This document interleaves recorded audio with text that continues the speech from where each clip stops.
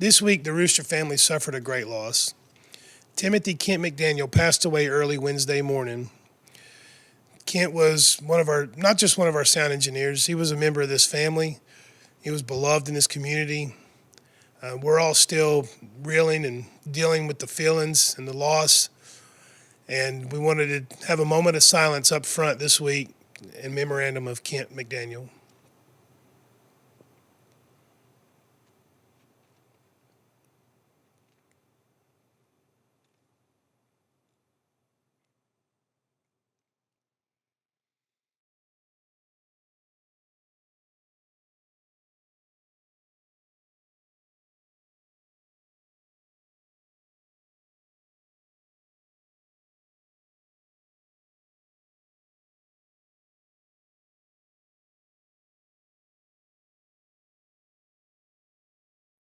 Welcome to Rooster Radio, a broadcast dedicated to supporting and promoting local artists in the Gaston County and surrounding areas.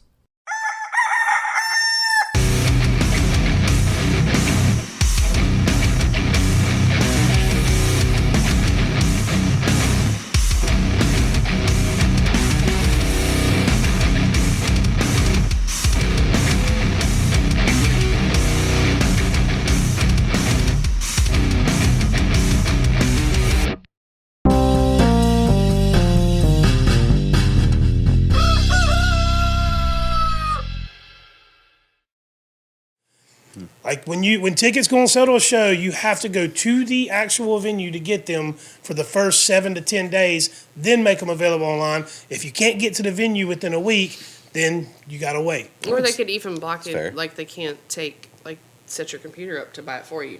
No electronic buying. They can't stop that. People are too fucking smart. Yeah, People are too good. There's no way to scan for it or whatever. But I go back and forth between because yes, fuck scalpers, but also fuck Eventbrite and Ticketmaster. Oh my god. Eventbrite's not that bad. They're trying to compete. Don't they own? With I thought Eventbrite owns Ticketmaster. That I don't know. I don't know if that's true or not. I know Ticketmaster and Live Nation. Maybe I'm thinking Live Nation. Yeah, no, that's probably the hand. Eventbrite's one of the few independent. Yeah, maybe See, people don't realize this. Live Nation Ticketmaster is a publicly traded company. Mm-hmm. Like you can buy stock in the stock market. They give no fucks about you. Mm-hmm. They do not care about any of us, and that's why they can get away with the shit. And lawmakers don't give a fuck. And people want to see their favorite bands, so they pay it. Yeah. Guilty as charged. Not me. Christy and I'm sorry. When I said I was a cheap motherfucker, I meant it. Flogging Molly was a Ticketmaster show, and I went to see. Honestly, anything over $100 is kind of fucking stupid. Like over $100. Two tickets for over $100 for basic anything is ridiculous. The problem isn't the cost. Like I'll pay $35, $50 to see Flogging Molly, but then they add the fucking $35 fee. I think I put something on social last week. My daughter wants to go see this artist, and the tickets were like $39. Yeah. I'm like, cool. I paid $116 and change for two $39 tickets. Yeah. Mm-hmm. What the fuck is this? And a few, not too many months ago, Ticketmaster was charging the artist for their merch too. They were taking a percentage. Oh yeah, that was a big deal. Honestly, you know what I think? I think that whole story was bullshit. Like that whole thing they put out about paying smaller artists, like giving them what was the headline? It was something about they were going to start giving them a stipend for like travel and stuff to play their venues. Does nobody remember this announcement? It was like a couple months ago. No. I feel like I might, but.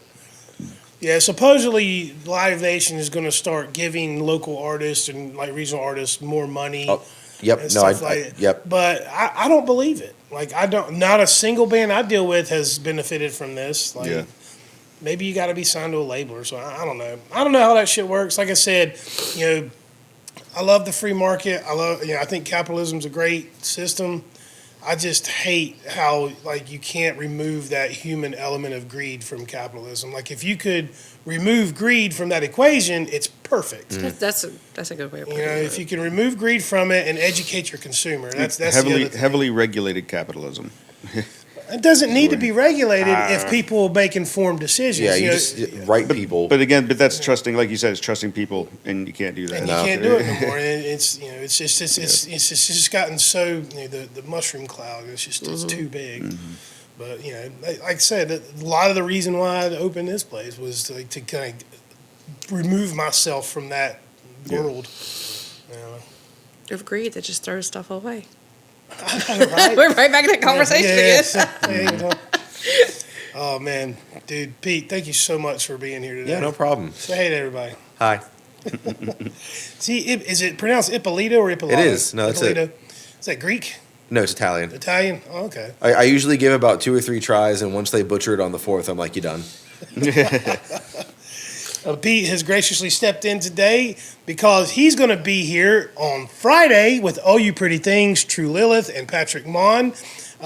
Pete, you may know him from the band Home for the Day. Talk to me a little bit about how you ended up getting on this bill to begin with. Like, do you know Pat? No, I've actually never met him. Okay. So it's funny because we had just went through that stint where we had announced, we're not going to book anything until the 10-year. And, like, the same day he messages the band page, he's like, you guys want to play? And I'm like, oh. I'm like, man, I'll play acoustic. I have no problem going out there and doing some stuff myself. That way, it's still relevant. It's still fun.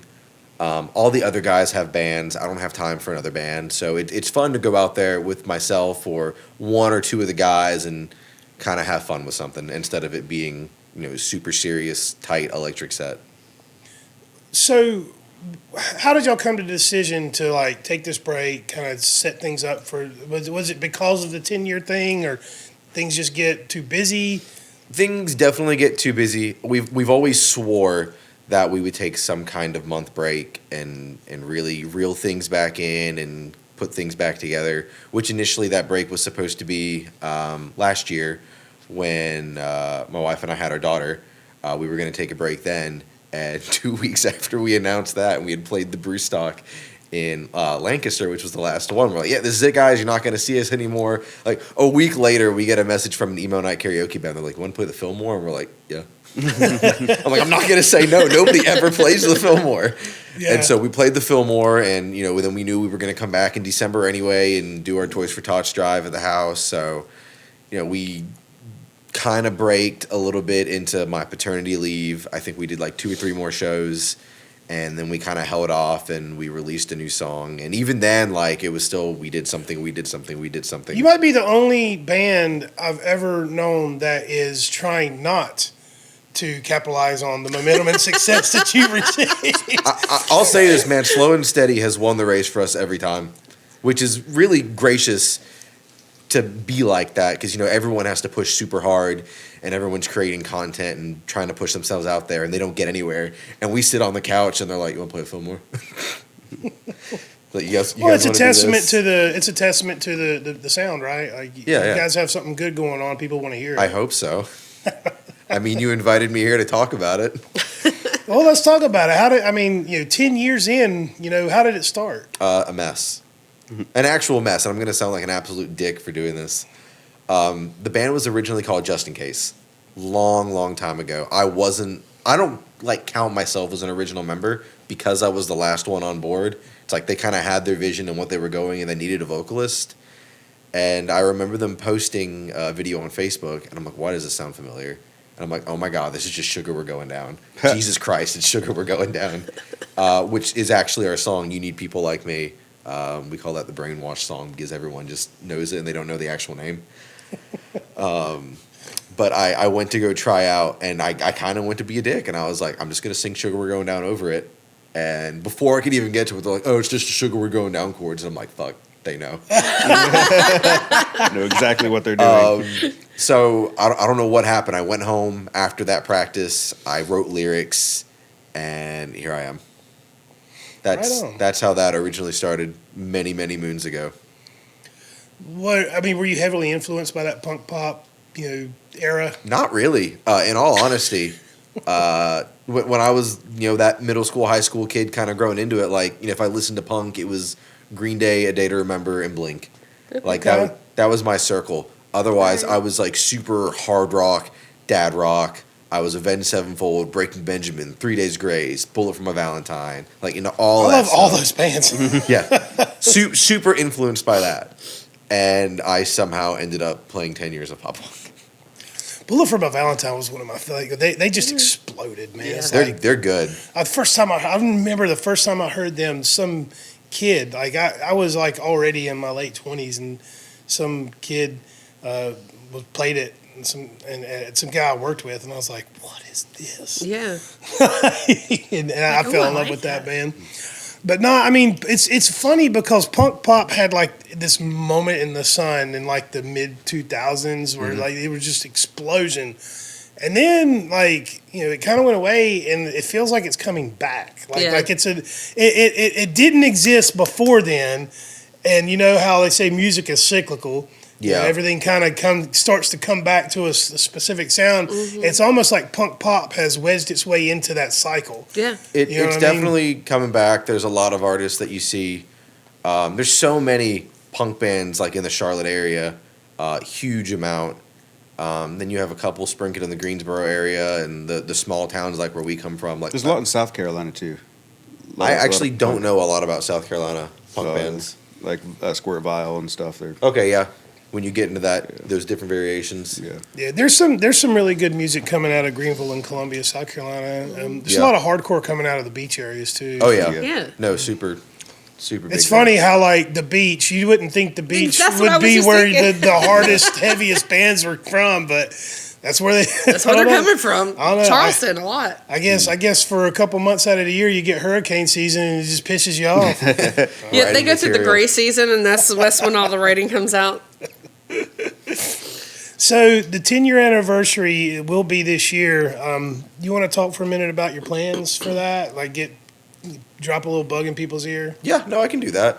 So, we've took this break to actually write music, create content, because that's our biggest issue. I can't film a music video when I'm on tour. I can't, record a song when I'm practicing for a show.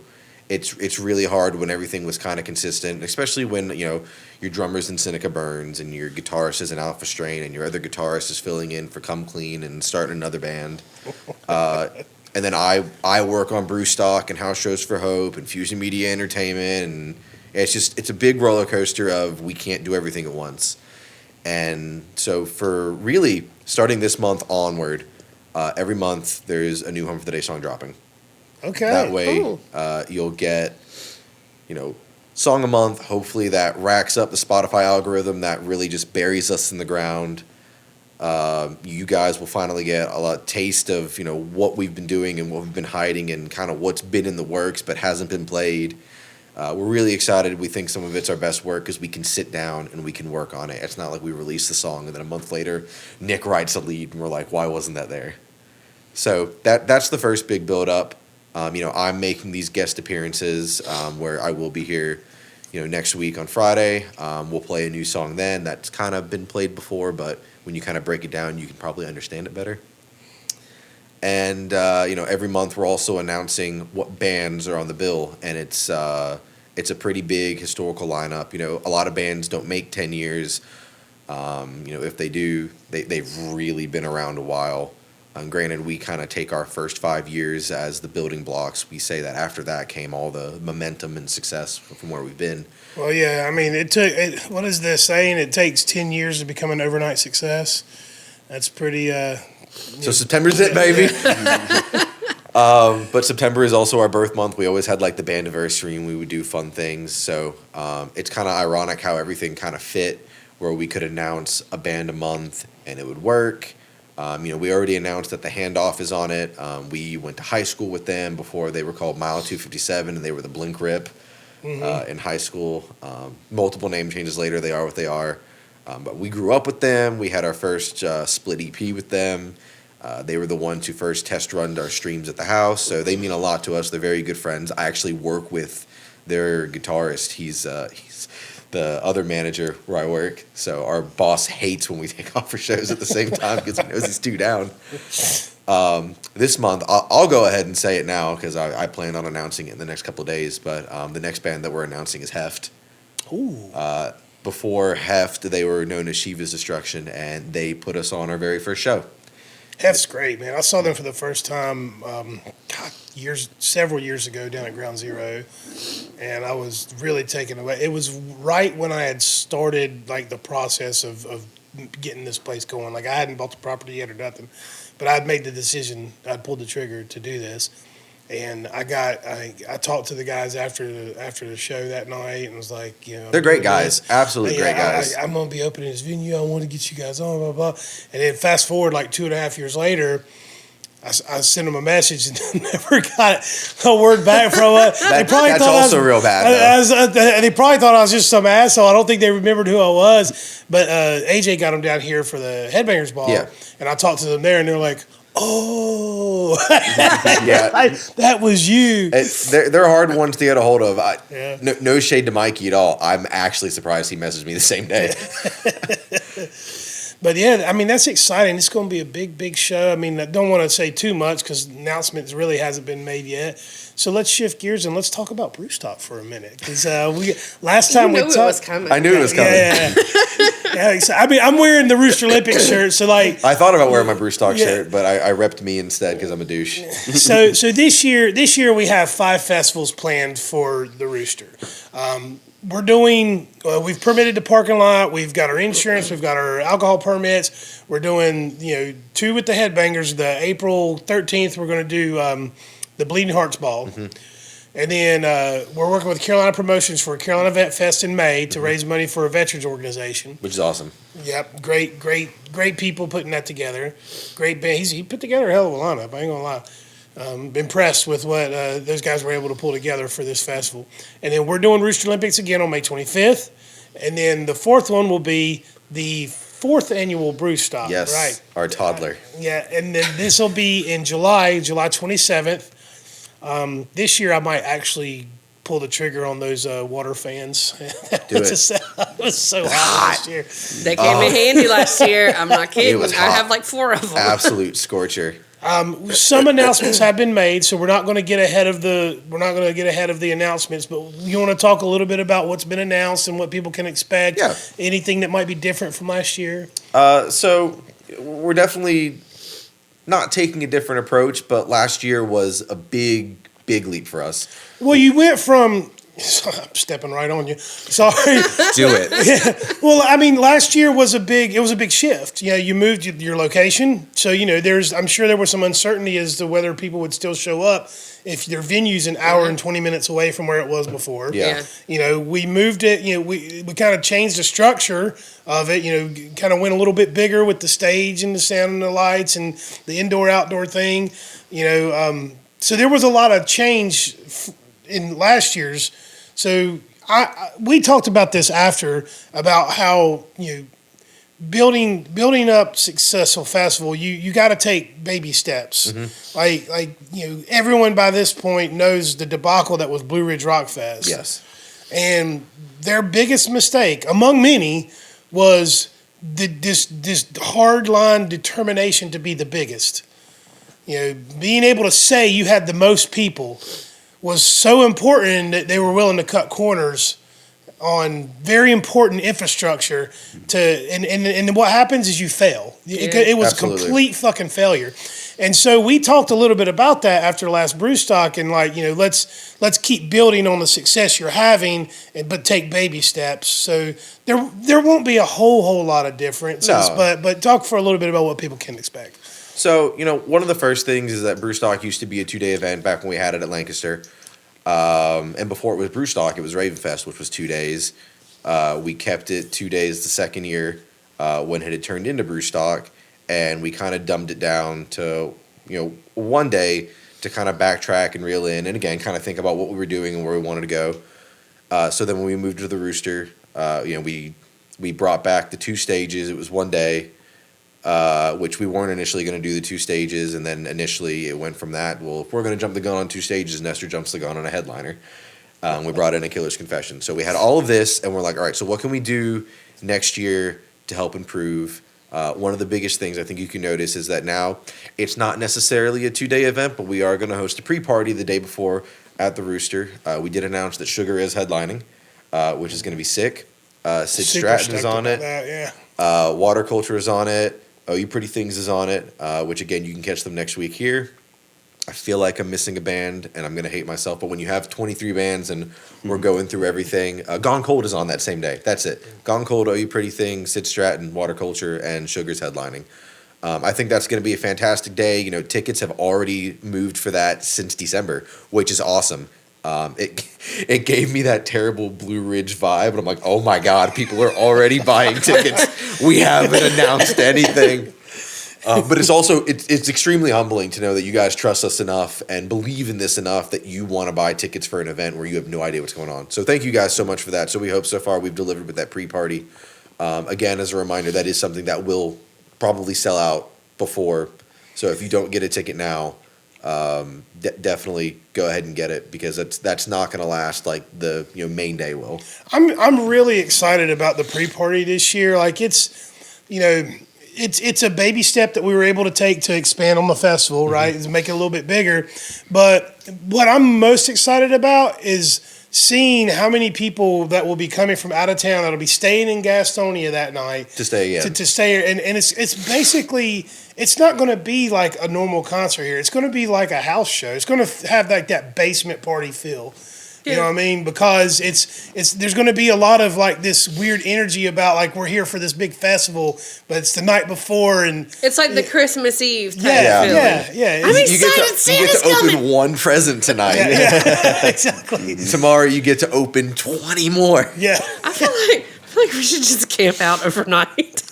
I might have to. I'm thinking about this. I'm like, I'm working the green room and the stage, and then, yeah. I mean, it wouldn't be the first time I passed out on this couch.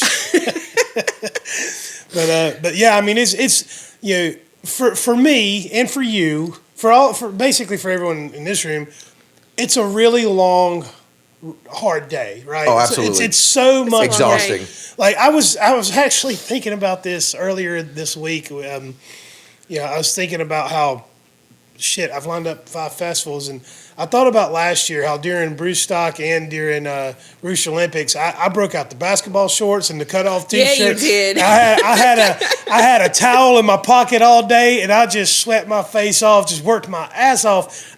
There were moments where I got to sit down and or stand there and take in the Enjoy it. performance and stuff. And there were a few performances I made a point to take a minute to go see, but it's such a different perspective.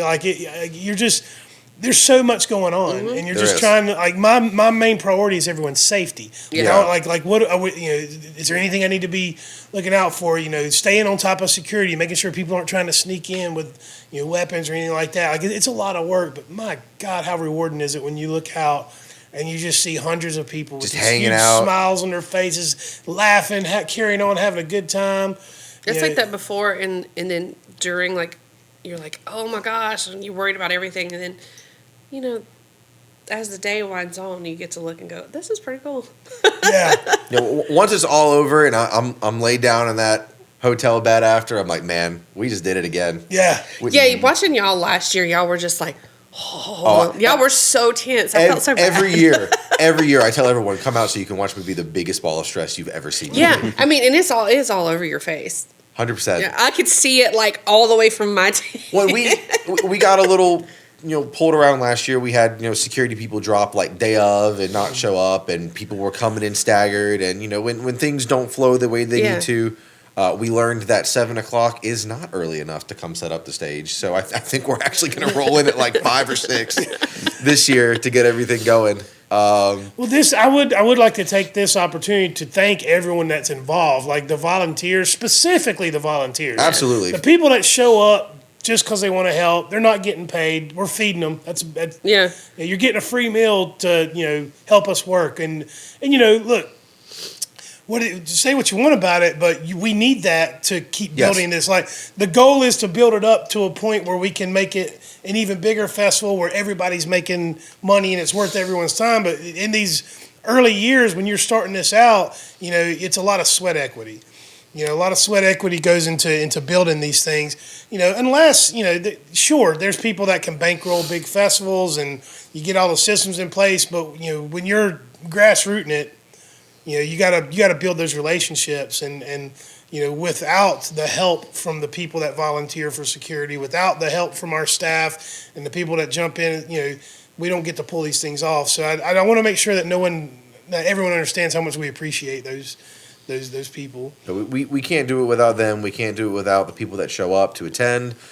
We can't do it without the bands that are extremely patient with us. I'm talking to you, Atticus. That motherfucker. I love him. He ran this shit last year. I was so proud of him. I was like, man, this dude. We've worked hard, man. He does stuff with me back at the house too. I mean, he knows what he's doing. I love him to death. Yeah, that's a solid motherfucker right there, man. I like Atticus a lot. It was like I didn't even have to worry about anything on the inside stage at all. Dude was just on it.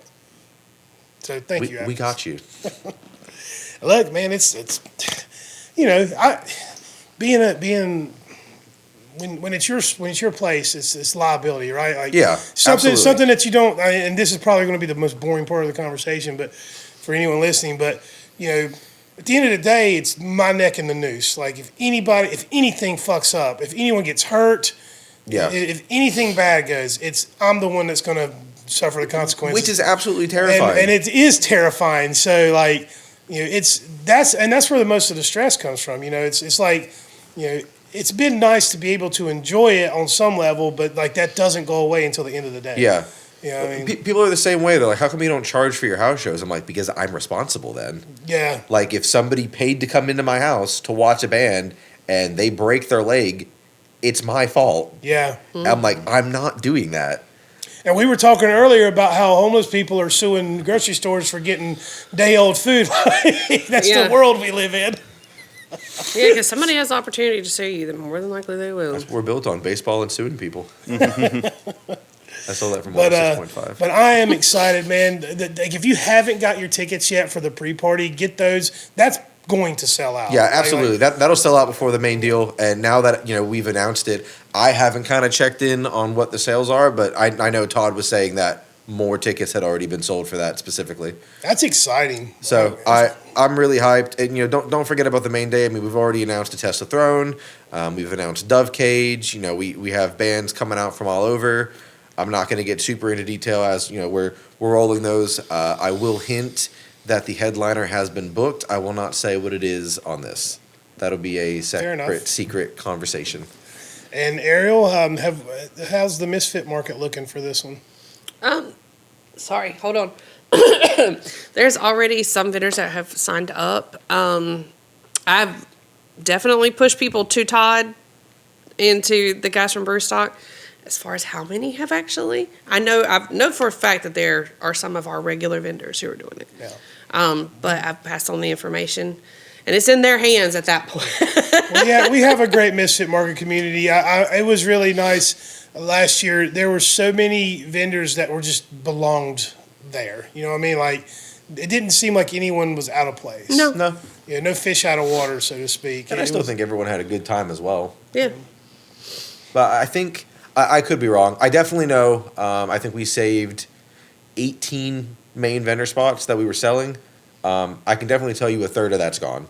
I don't want to quite say half, but I mean those spots are getting taken up. So if you are interested in becoming a vendor, and we're going to have hundreds of people here. Yeah. Last year we had 500 people here. Yep. We're going to beat that this year. It's gonna happen. I mean, if I'm selling tickets in December and we're selling them, as they keep going, it's just gonna happen. So people will be here and they will notice you. So yeah, if you're a vendor and you're on the fence, act now before you lose your chance.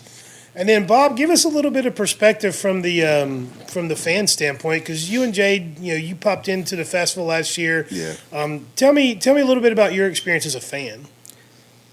So it was a really good time. I liked that there were two different things going on, right? You had your option of this and that, and I forget the band that was playing.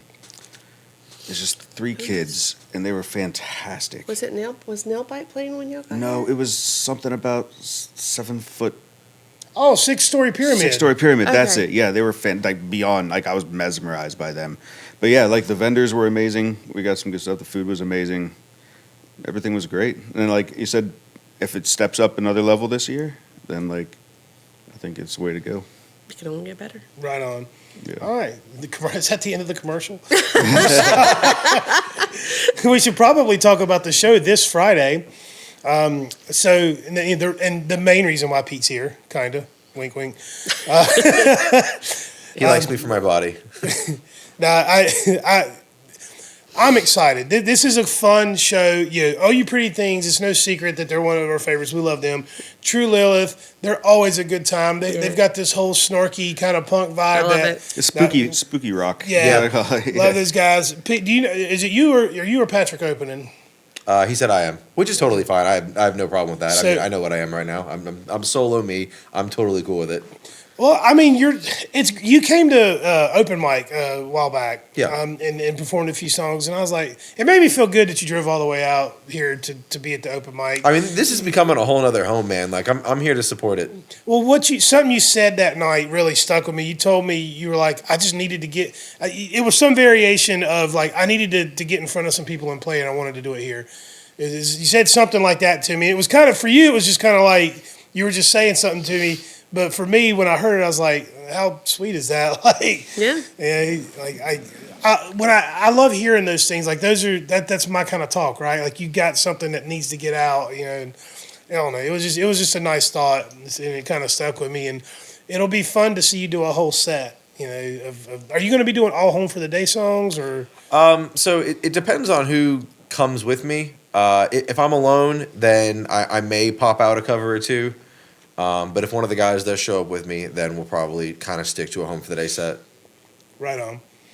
So that'll be this Friday, the 16th of February. Yeah. Get your tickets online at the Rooster Gastonia/events. And stay tuned. You can link to Brewstock from our website as well to get tickets for Brewstock. And then the 10-year anniversary, we're hoping to host it if we can.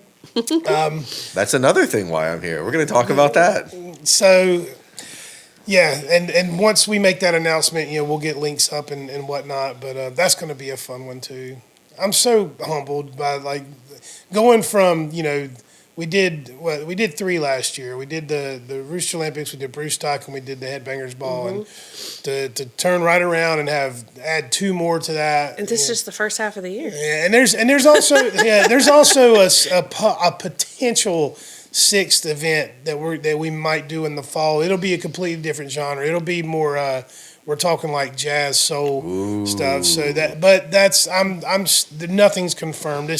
We're talking, trying to figure out how. Talk more. Yeah.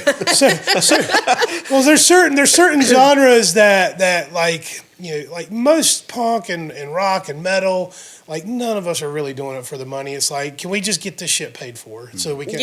We're all just figuring out. We're finding ways to throw expensive, elaborate parties. That's really all we're doing.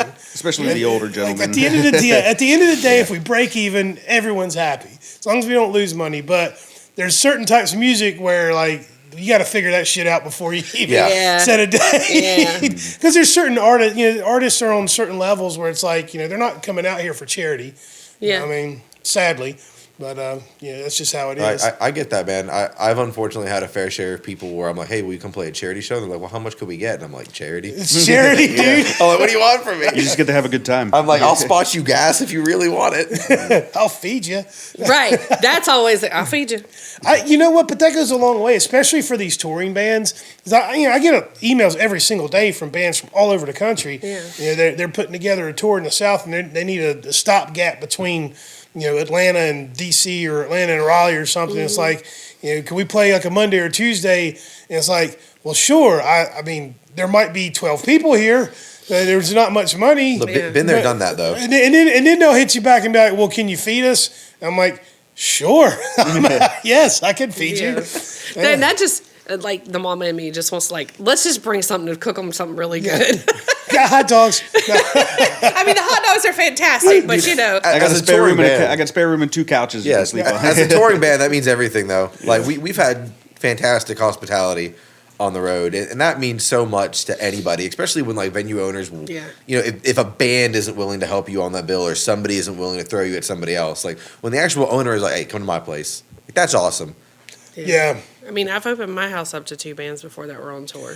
Yeah, I haven't had to do that yet, but I wouldn't hesitate. Especially if it's like a relationship that we've been building.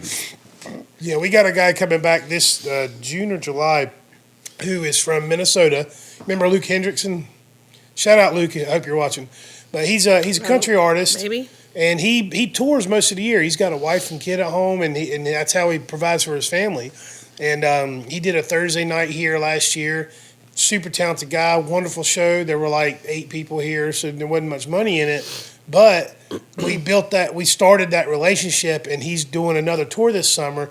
I think he just wants to get out of Minnesota for a while. I mean, what's in there? Just him? Yeah. You said it. I didn't. I was thinking it.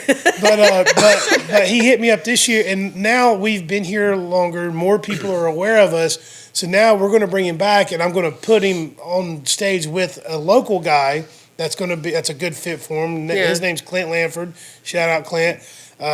And it'll be a bigger show. It'll be a better show, and more people will be here. And it'll be, like this dude gets it. Like he understood the first time. He knew he wasn't going to make any money. He just wanted to play and start and build a relationship so that next year he could come back. And that's exactly what's happening. So if he came to me and was like, can you get me a hotel room? I'm like, nah, but I got a spare bedroom. Right. You can crash here.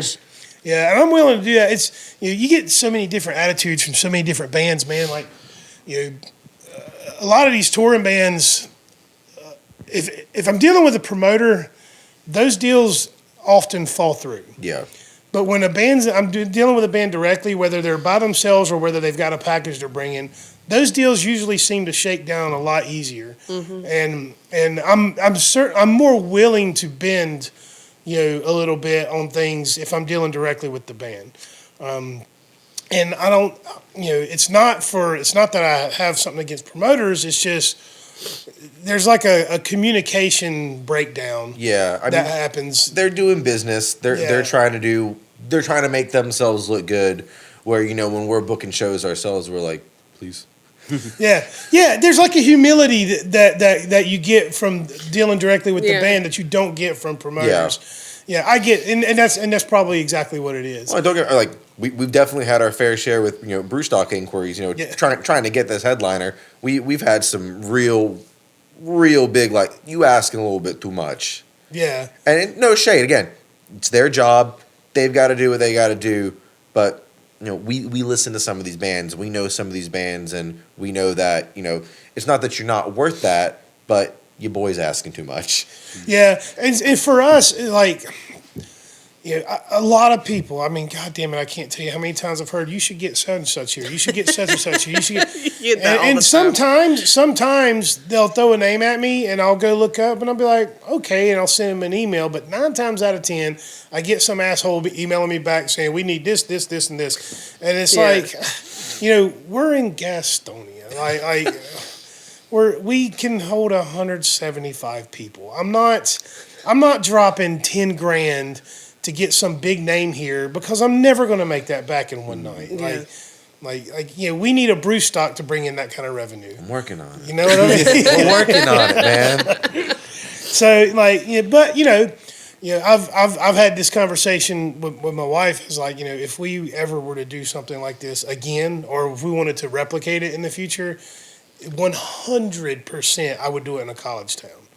I would never do this again in a small town. Yeah. It's so fucking hard to pull this off in a small town. But you've really got it going, man. I mean, I've played, a couple different venues in Charlotte, and I've seen all the other ones. And the fact that you have a 175 cap room, I feel like that's the only thing that rivals the Milestone.